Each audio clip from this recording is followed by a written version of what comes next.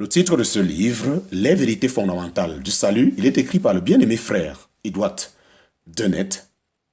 Nous sommes présentement à la partie 21 de ce livre. Nous sommes présentement à la 21e partie de ce livre, chapitre 9, petit 2, chapitre 9, petit 2.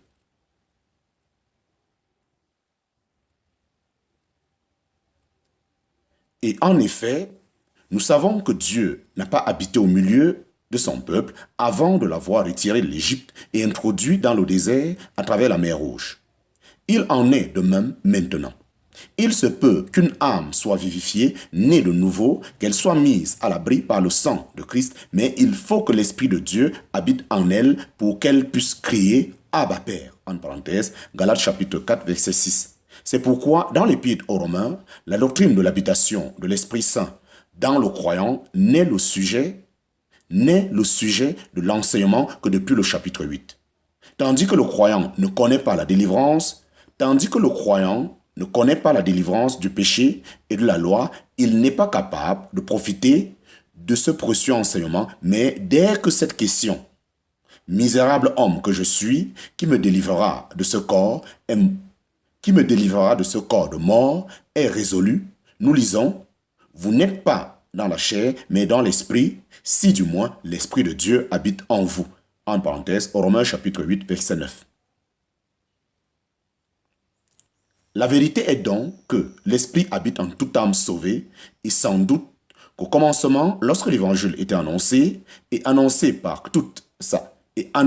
dans toute sa plénitude, sa simplicité et sa puissance, ceux qui le reçurent par la grâce de Dieu furent immédiatement amenés des ténèbres à la lumière et reçurent en même temps le sceau de leur rédemption, savoir le don de l'Esprit Saint.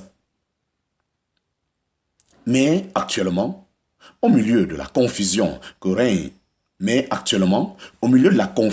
règne partout, l'Évangile est tellement corrompu par les pensées humaines que la plénitude de la grâce de Dieu en Jésus-Christ est rarement proclamée et beaucoup de personnes, une fois vivifiées, tâtonnent longuement encore dans l'obscurité et soupirent dans un esprit de servitude, n'ayant pas encore reçu cet esprit d'adoption par lequel seuls les croyants peuvent s'écrier « Abba Père ». L'Esprit lui-même rend témoignage avec notre esprit que nous sommes enfants de Dieu, en parenthèse, Romains chapitre 8, verset 16. Mais si nous n'avons pas goûté cette précieuse vérité de manière à pouvoir crier dans une confiance filiale « Abba Père », c'est que l'Esprit Saint n'habite pas en nous. Nous allons maintenant développer l'enseignement de l'Écriture à ce sujet. Comme nous l'avons déjà vu, à la suite de notre adoption comme fils, l'Esprit de Dieu fait sa demeure en nous. C'est cette vérité qui distingue les chrétiens des saints de l'ancienne dispensation. Les croyants juifs étaient vivifiés, nés de nouveau, mais ils ne connaissaient pas cette habitation de l'Esprit de Dieu dans les saints. Car l'Esprit n'était pas encore, parce que Jésus n'avait pas encore été glorifié. En parenthèse, Jean chapitre 7, verset 39.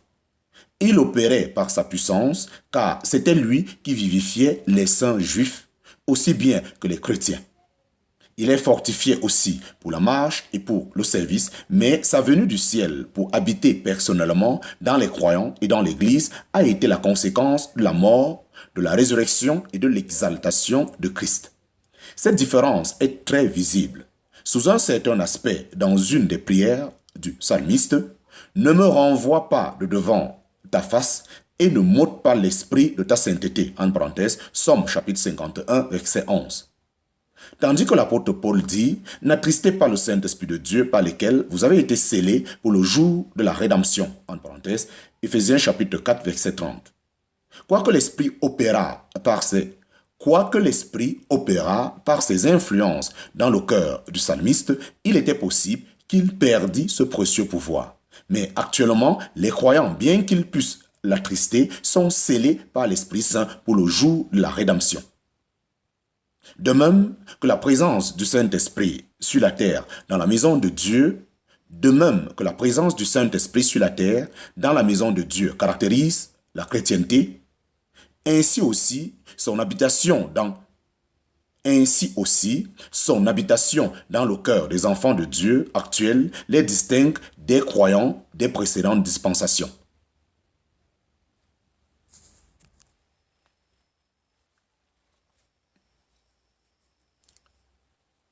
C'est le Saint-Esprit qui nous unit à Christ, qui nous fait membres de son corps, de sa chair et de ses os, en parenthèse, 1 Corinthiens chapitre 12, verset 13, Éphésiens chapitre 5, verset 30. Et cette union, cette position comme membre de son corps, n'était pas possible avant que Christ eût été glorifié et qu'il eût pris sa place comme chef dans les cieux. L'Esprit se présente sous différents points de vue que nous désirons examiner brièvement. Chapitre 9, petit 1, chapitre 9, petit 1, l'Esprit comme témoin. Chapitre 9, petit 1, l'Esprit comme témoin. La présence du Saint-Esprit sur la terre est le témoignage de la rédemption accomplie. Avant son départ, le Seigneur avait promis d'envoyer un autre consolateur, en parenthèse, Jean chapitre 14, verset 16, Jean chapitre 14, verset 16 à 26, Jean chapitre 15, verset 26 à 27, Jean chapitre 16, verset 7 à 14. Et il dit nettement à ses disciples qu'il enverrait sur eux la promesse de son Père et qu'ils devaient demeurer dans la ville de Jérusalem jusqu'à ce qu'ils fussent revêtus de la puissance d'en haut, en parenthèse, Luc chapitre 24, verset 49. La venue du Saint-Esprit au jour, la Pentecôte, fut donc le signe irrécusable de l'achèvement de l'œuvre de la rédemption. La preuve que Dieu l'avait accepté et qu'il était satisfait de l'œuvre accomplie par Christ. C'est l'Esprit qui rend témoignage, car l'Esprit est la vérité. 1 Jean chapitre 5, verset 6. Et si nous recherchons ce qui est dit de l'Esprit, comme celui qui demeure dans les enfants de Dieu, nous l'avons déjà vu, il est celui qui rend témoignage avec notre esprit que nous sommes enfants de Dieu. En parenthèse, Romains chapitre 8, verset 15 à 16, Galates chapitre 4, verset 6 à 7.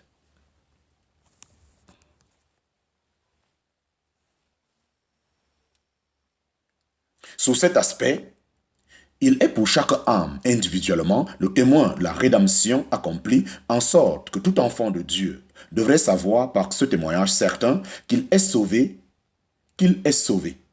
Mais on peut demander comment ce témoignage de notre adoption nous est-il rendu?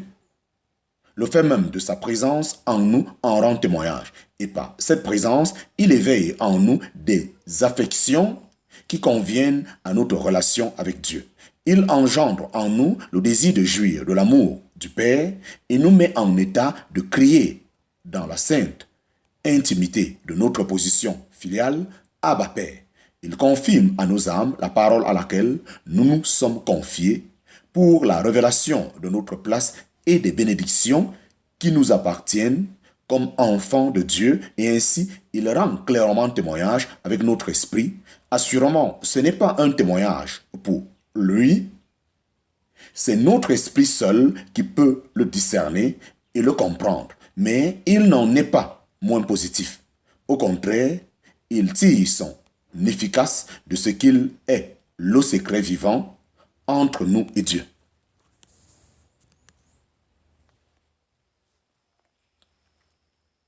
On ne doit pas oublier cependant que la force et la clarté de son témoignage dépendent de certaines conditions, car tous ceux qui sont conduits par l'Esprit de Dieu, ceux-là sont fils de Dieu.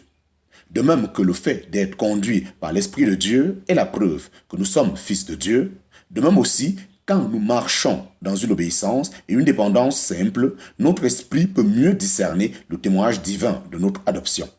Tandis que si nous marchons d'une manière qui l'attriste, c'est en vain que nous attendrons la voix de son témoignage, car nous l'aurions réduit au silence.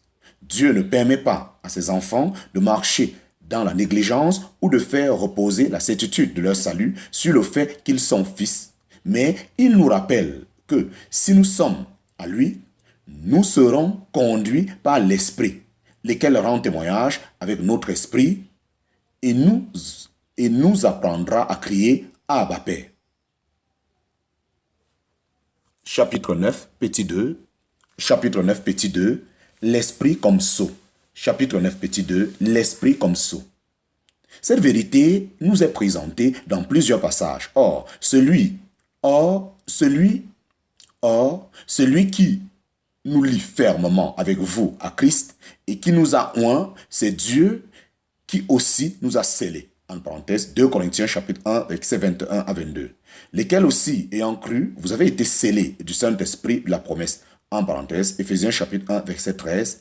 Et dans la même épître, nous sommes exhortés à ne pas attrister le Saint-Esprit de Dieu par lesquels nous avons été scellés pour le jour de la rédemption. En parenthèse, Éphésiens chapitre 4, verset 30.